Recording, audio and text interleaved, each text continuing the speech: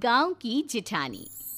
शांति अपने दो बेटों अर्नव और आरुष के साथ शांति से जीवन बिता रही थी, लेकिन शांति के पति सोहन से उसकी कभी कभार थोड़ी अनबन हो जाती थी।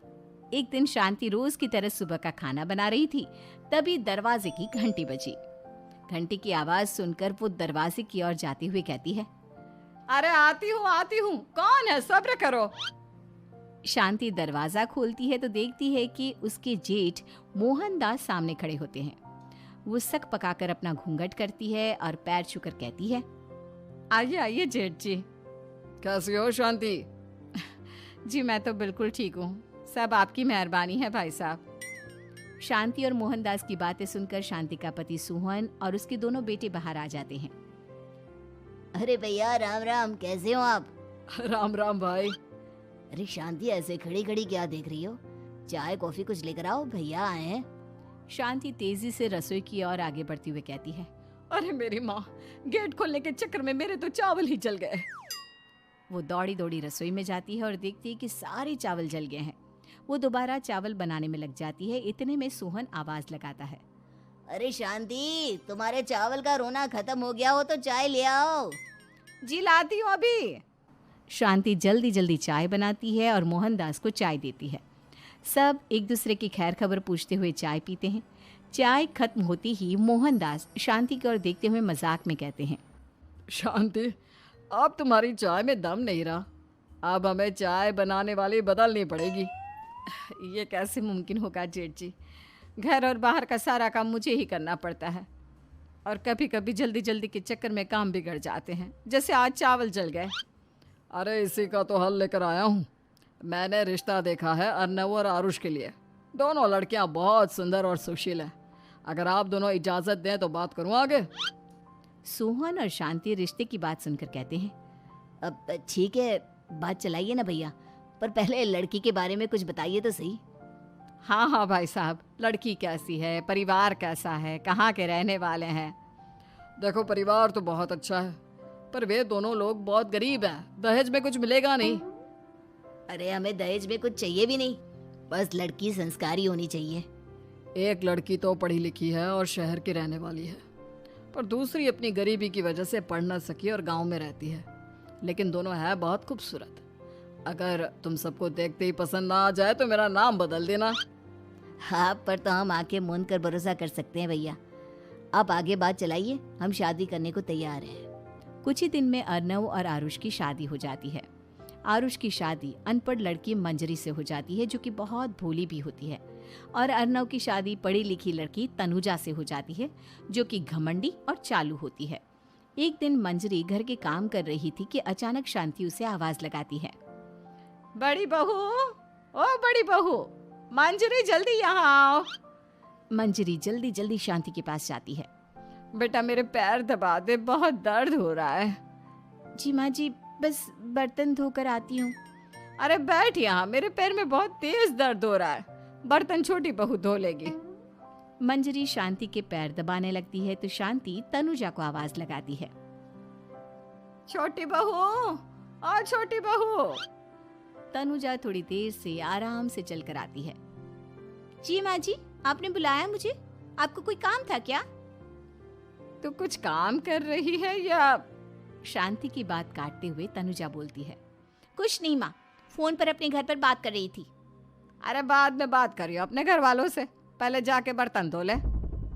तनुजा मुंह बनाते हुए अपनी जिठानी की ओर देखती है और मन ही मन कहती है, ये महारानी वहाँ बैठी है, ये नहीं कि बर्तन धो ले। मैंने इतनी पढ़ाई बर्तन धोने के लिए की थी क्या? तनुजा दांत पीसकर वहां से चली जाती है। अगले दिन सब दफ्तर चले जाते हैं, तभी डाकिया चिट्ठी लाता है। शांति चिट्ठी लेकर मंजरी से कहती है, बड़ी बहू, जरा छोटी बहू को बुलाना, एक चिट्ठी आई है।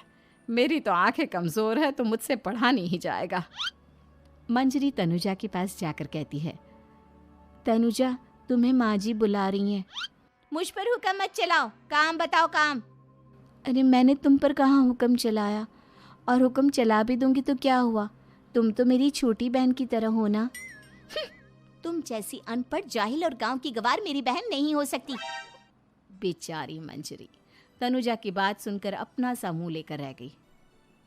कोई चिट्ठी आई है, माँ जी तुमसे पढ़वाना चाहती है, बस इसलिए बुला रही हैं।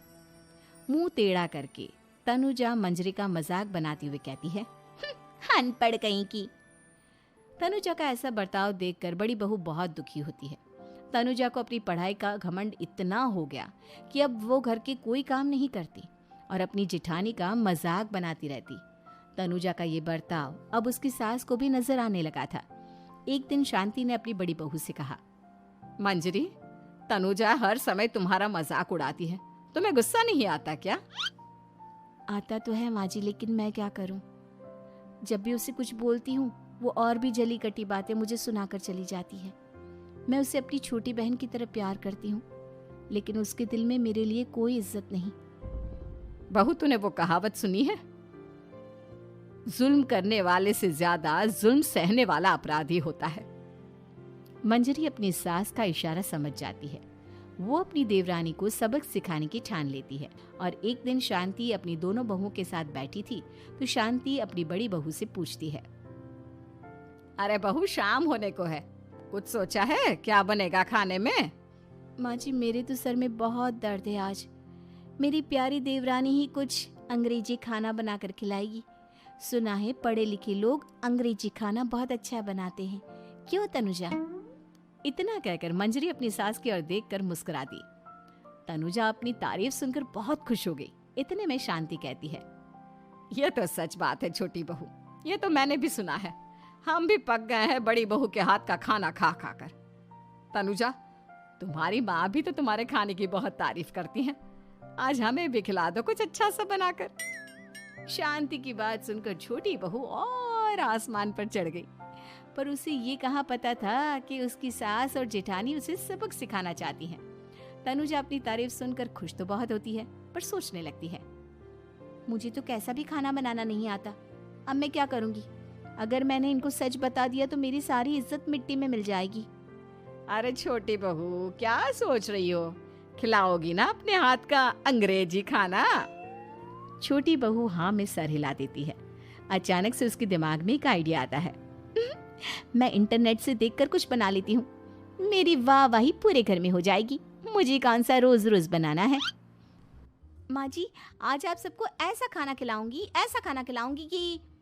इतने में शांति छोटी बहू की टांग खींचते हुए कहती है कि पता नहीं कैसा खाना खिलाओगी। ए ऊपर वाले, हमारी रक्षा करना। इतना बोलकर शांति और मंजरी दोनों जोर जोर से हंसने लगते हैं। अब तनुजा रसोई घर में चली जाती है और खाने की तैयारी करने लगती है, पर उसे रसोई घर की चीज़ों के बारे में तो कुछ नहीं पता। जैसे तैसे सारी चीज़ें निकालती है और इंटरनेट पर देखकर खाना बनाती है। कुछ ही देर में सब लोग घर आ जाते हैं। अरे सुनते हो, आज का खाना हमारी छोटी बहू बना रही है। अरे वाह, आज तो फिर कुछ अंग्रेजी खाना खाने को मिलेगा। कुछ ही देर में खाना बन जाता है तो छोटी बहू सबका खाना लगा देती है। इतने में बड़ी बहू कहती है, क्या बात है देवरानी जी, आज तो बहुत अच्छी खुशबू आ रही है। ये बात तो सही कही बड़ी बहू तूने, खुशबू तो अच्छी है। ऐसी खुशबू तो मेरे खाने में भी नहीं आती। सब मिलकर छोटी बहू की बहुत तारीफ करते हैं और छोटी बहू 7वें आसमान पर बैठ जाती है। अब सभी खाना खाते हैं। जल्दी जल्दी दो, अब तो मुंह में पानी आ रहा है। हाँ हाँ, मुझसे भी नहीं रुका जा रहा। जैसे ही सोहन एक निवाला खाता है तो उसकी आंखों से पानी आने लगता है। ये देखकर शांति सोहन से पूछती है, क्या हुआ जी, खाना इतना अच्छा बना है कि आंखों से पानी आ गया? सोहन चुप रहता है और धीरे धीरे से खाना शुरू कर देता है।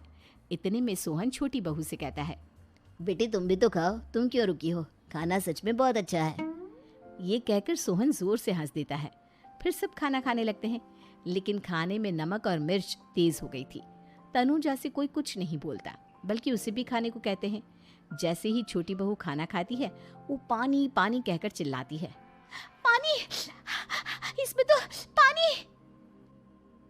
ये खाना तो सच में इतना अच्छा बना है कि हमारे साथ साथ देवरानी जी भी इसके स्वाद को कभी नहीं भूल पाएंगी। सही कहा बहू। तनुजा को अपनी गलती का एहसास हुआ और उसने अपनी सास से कहा,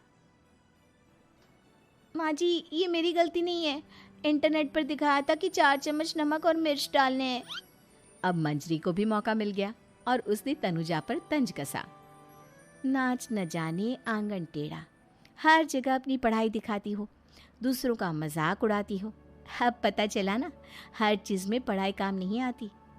और तुम तो शहर में रही हो, तुम्हें तो मुझसे भी अच्छा खाना बनाना आना चाहिए ना। बेटा, अगर तूने ठीक से सब सीखा होता तो आज तुझे शर्मिंदा नहीं होना पड़ता। बात शहर या गांव की नहीं होती। मंजरी गांव से आई है, लेकिन उसे घर का काम करना और खाना बनाना सब अच्छी तरह से आता है। तुम शहर में रही हो, तुमने ये सब क्यों नहीं सीखा? छोटी बहू सर नीचा कर सबसे माफ़ी मांगती है और बहुत शर्मिंदा होती है। दीदी मुझे माफ़ कर दो, मैंने आपको बहुत बुरा भला कहा, पर आपने मुझे हमेशा ही माफ़ किया। आज मुझे अपनी गलती का एहसास हो गया है। अब दोनों बहुएं मिलकर घर का काम करने लगी और एक दूसरे को अपने गुण बांटने लगी। मंजरी ने अपनी देवरानी को खाना बनाना और घर का काम करना सिखाया, वहीं तनुजा ने भी अपनी जिठानी को पढ़ना लिखना सिखाया। शांति और सोहन ऐसी बहुएं पाकर बहुत खुश थे।